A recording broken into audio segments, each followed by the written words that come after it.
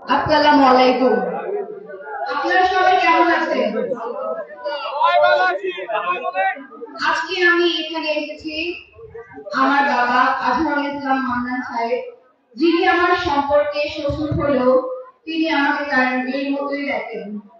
তার পক্ষ হয়ে এবং আমাদের দেশ নেতা তারেক রহমান নেতৃত্বে একটি দফার প্রচারণা নিয়ে আমার বাবা আপনাদের নারায়ণগঞ্জের একজন গর্বিত সন্তান, মাটির মানুষ আজহারুল ইসলাম মান্নান সাহেব।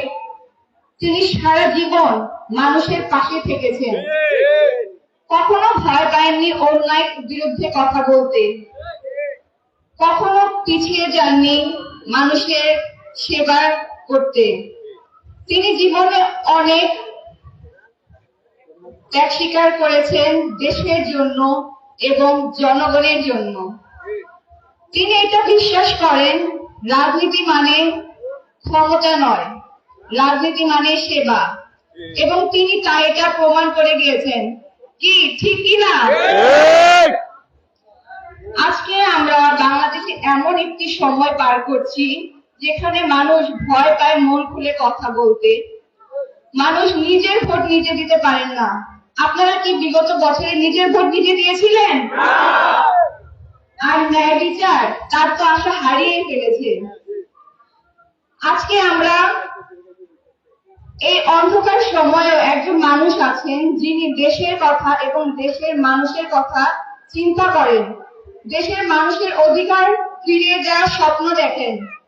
তিনি বিদেশের মাটিতে থেকেও মানুষের অধিকার নিয়ে কথা বলেন এবং প্রতিনিয়ত দেশের জন্য লড়ে যাচ্ছেন।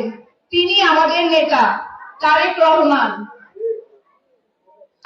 এই একটি দফার মাধ্যমে তিনি দেশকে নতুন করে গড়ার স্বপ্ন দেখেন।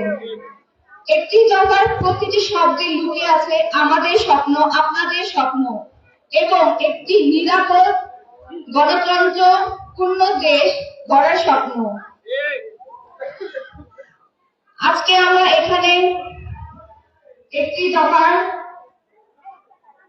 প্রতিটি দফা তুলে ধরতে পারবো না, তবে তার মধ্যে কিছু উল্লেখযোগ্য হয়েছে। তা হলো তিনি চান তত্ত্বাবধায়ক সরকার পুনঃ প্রতিষ্ঠা করা, দ্রব্যমূল্য নিয়ন্ত্রণ করতে, শিক্ষার মান উন্নয়ন করতে, কর্মসংস্থান সৃষ্টি করতে, নারীদের মর্যাদা এবং স্বাধীনতা সুরক্ষা করতে এবং মানুষের জনগণের